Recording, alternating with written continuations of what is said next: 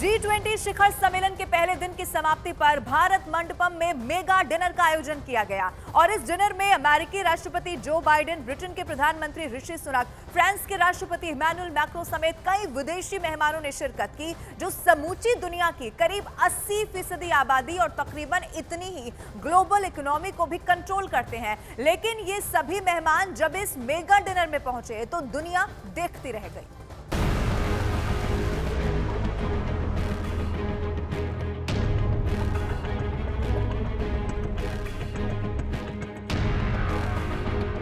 G20 सम्मेलन पूरी दुनिया में चर्चा का विषय है और लगातार सुर्खियों में है, क्योंकि भारत की अगुवाई में G20 की बैठकों में इस बार वो हुआ जो अब तक किसी भी देश में नहीं किया था। भारत के 60 शहरों में G20 की 200 से ज्यादा बैठकें हुई, जिससे हजारों विदेशी मेहमानों को भारत की सांस्कृतिक विरासत को करीब से जानने समझने का मौका मिला। कश्मीर से कन्याकुमारी तक भारत की यही छाप राष्ट्रपति के डिनर में भी विदेशी मेहमानों के दिलो दिमाग पर छा गई, जब भारत के राज्यों के मशहूर व्यंजनों का गुलदस्ता खाने की टेबल पर सजाकर रख दिया गया। चलिए बताते हैं आपको कि राष्ट्रपति के डिनर में विदेशी मेहमानों की थाली में क्या क्या परोसा गया। दही के गोले, फॉरेस्ट मशरूम, कुटकी श्रियन क्रिस्प, करी पत्ते के साथ तैयार केरल लाल चावल के साथ कटहल गैलेट, मुंबई पाव, बाकर खानी जो इलायची के स्वाद वाली मीठी रोटी होती है, इलायची की खुशबू वाला सावा का हलवा, आड़ू मुरब्बा, कश्मीरी कहवा, फिल्टर कॉफी और दार्जिलिंग चाय। डिनर के बाद राष्ट्रपति द्रौपदी मुर्मू ने ट्वीट किया कि भारत मंडपम में G20 शिखर सम्मेलन के भव्य डिनर में G20 देशों के प्रतिनिधि मंडलों और दूसरे देश के प्रमुखों की मेजबानी करना खुशी की बात थी। मुझे यकीन है कि हमारे विशिष्ट अतिथियों ने हमारे साथ रहने के दौरान भारत की संस्कृति, भारतीय व्यंजन का आनंद लिया होगा। हम बेहतर भविष्य के लिए मिलकर काम कर रहे हैं। जिस देश में अतिथि देवो भव का भाव हर जनमानस के स्वभाव में रचा बसा हो, उस देश में बाहर से आने वाला कोई मेहमान भारत की मेहमान नवाजी की ऐसी यादगार अपनी जहन में समेट कर ले जाता है, जिसको वो आजीवन भूल नहीं सकता। G20 में आए करीब 25 देशों के राष्ट्रीय अध्यक्ष और कई अंतर्राष्ट्रीय संगठनों G20 शिखर सम्मेलन का समापन हो चुका है। अगला सम्मेलन ब्राजील में होगा। रूस ने G20 के सफल आयोजन पर भारत की जमकर तारीफ की है। रूस के विदेश मंत्री ने तारीफ की है।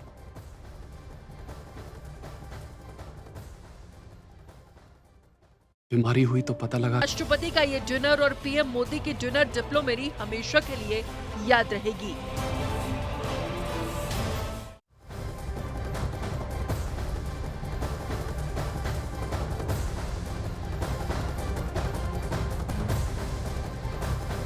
दिल्ली में हो रहे G20 शिखर सम्मेलन के पहले दिन डिनर के दौरान राष्ट्रपति द्रौपदी मुर्मू और प्रधानमंत्री नरेंद्र मोदी ने प्राचीन नालंदा विश्वविद्यालय वाले बैकग्राउंड के आगे खड़े होकर सभी मेहमानों का स्वागत किया। इस दौरान प्रधानमंत्री नरेंद्र मोदी ने करीब सभी मेहमानों को भारत की पुरातन शैक्षणिक विरासत नालंदा विश्वविद्यालय से परिचित करवाया।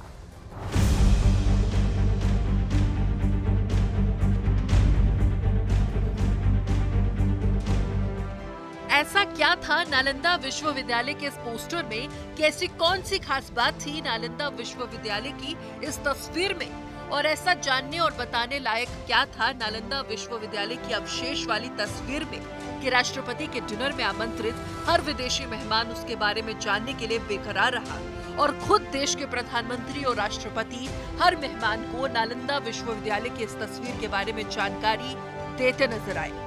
आखिर पीएम मोदी ने विदेशी मेहमानों को नालंदा विश्वविद्यालय से परिचित कराने का फैसला क्यों लिया? ये सवाल हर किसी के मन में उठा।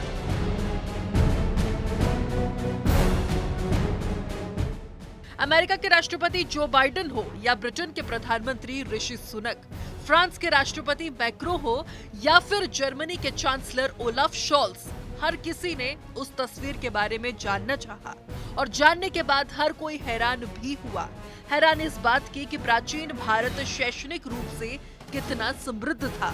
आश्चर्य इस बात का कि जिस युग में दुनिया लेखनी का कखरा सीख रही थी, उस वक्त में भारत विश्व गुरु की भूमिका निभा रहा था और दुनिया भर के छात्रों को नालंदा विश्वविद्यालय में अलग अलग विषयों का अध्ययन करा रहा था। भारत का यह सबसे प्राचीन विश्वविद्यालय रहा है, जो 5वीं सदी से 12वीं सदी तक अस्तित्व में रहा। इसकी विरासत महावीर और बुद्ध के युग से चली आ रही है, जो प्राचीन भारत की प्रगति को दर्शाती है। नई दिल्ली में आयोजित G20 सम्मेलन की थीम वसुधैव कुटुंबकम की है। इसी सोच, इसी भावना और इसी इरादे के साथ नालंदा विश्वविद्यालय की तस्वीर यह लगाई गई, क्योंकि प्राचीन भारत की ये शैक्षणिक विरासत वसुधैव कुटुंबकम की भावना से ही पूरी दुनिया में ज्ञान का प्रकाश फैला रही थी और भारत दुनिया को यही बताने की कोशिश कर रहा था कि वसुधैव कुटुंबकम की सोच के लिए G20 की अगुवाई कर रहा भारत वाकई में इस सोच के साथ सदियों से जीता चला रहा है।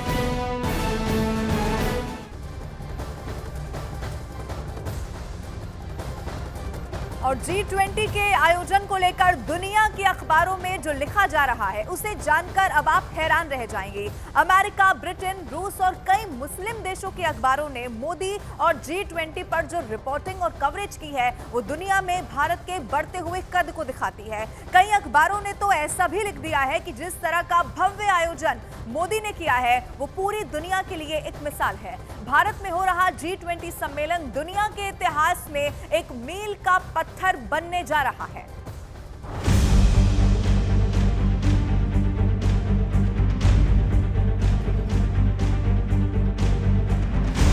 Joseph Biden, Right Honorable Rishi Sunak, His Excellency Mr. Justin Trudeau, Mohammed bin Salman Al Saud,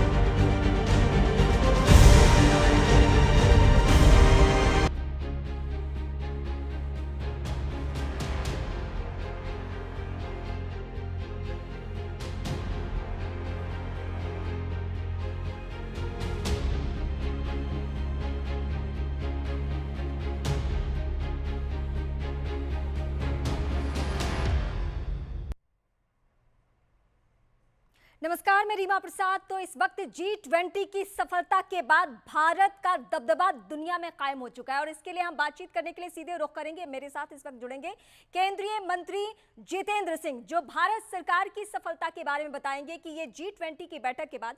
sir, पहला सवाल मेरा आपसे यही रहेगा कि G20 की सफलता के बाद पूरी दुनिया में भारत का डंका बज रहा है। पीएम मोदी की कूटनीति पूरी दुनिया के लिए मिसाल बन चुकी है। अलग अलग दूरी के देशों को पीएम मोदी एक मंच पर लेकर आए और अलग अलग मुद्दों पर सहमति बनाने में भी कामयाबी हासिल की। ये कैसे संभव हुआ?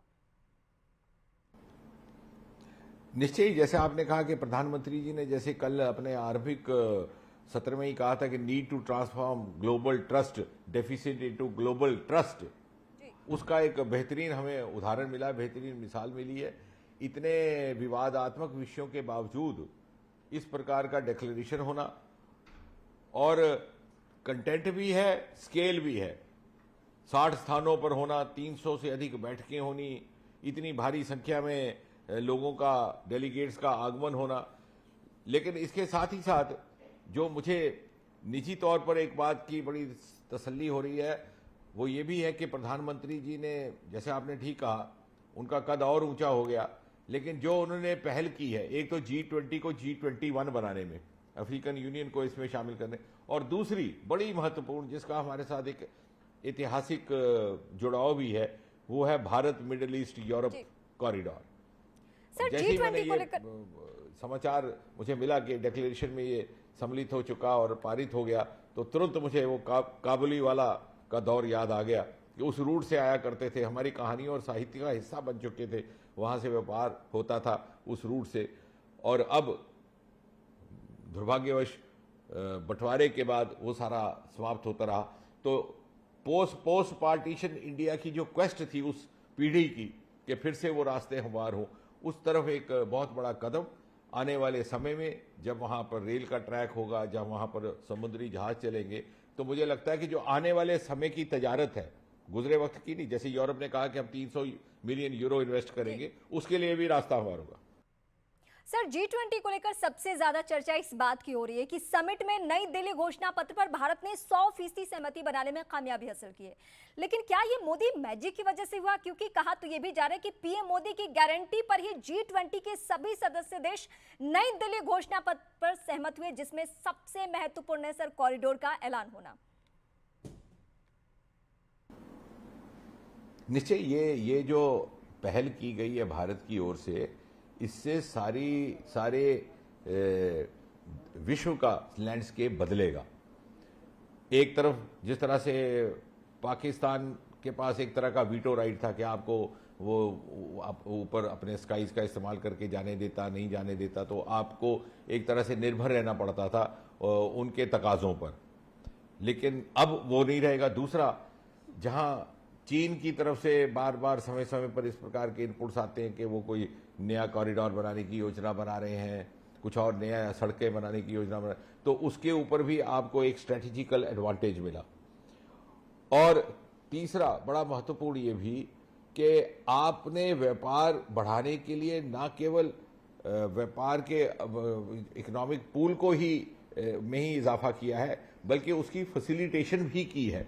आपने एक नए चैनल्स खोले हैं, और जैसा कि और मुझे लगता है कि आने वाले समय में जो अरेबियन पेनिनसुला में जो समय समय पर तापमान ऊपर नीचे हुआ करता था, कभी कोई कन्फ्लिक्ट सिचुएशंस बनती थी, उस पर भी जब कनेक्टिविटी होगी तो कनेक्टिविटी से बहुत सारे और विषयों का भी समाधान हो जाता है। जैसे प्रधानमंत्री जी ने उस दिन बड़ी खूबसूरत बात कही कल इसी संदर्भ में। उन्होंने कहा कि हमारा मानना है कि कनेक्टिविटी विभिन्न देशों के बीच आपसी व्यापार ही नहीं बल्कि आपसी विश्वास बढ़ाने का भी एक सोर्स है, और कनेक्टिविटी से कई शक शुबे भी दूर होते हैं। तो मुझे लग रहा है कि एक बहुत बड़ा गेम चेंजर, प्रेसिडेंट बाइडेन ने स्वयं कहा कि it's going to be a game changer, और मुझे लगता है कि it literally is going to be a game changer. Sir, दुनिया का नजरिया बदला है भारत को लेकर G20 समिट के बाद, ये सबको मालूम है। लेकिन जब हम बात करें अब से ठीक पहले, रूस के विदेश मंत्रालय की तरफ से स्टेटमेंट आ चुका है और उन्होंने बहुत कड़े रुख अख्तियार किए हैं। एक बार फिर से पश्चिमी देशों को लेकर सीधा सीधा उन्होंने कहा कि भारत के G20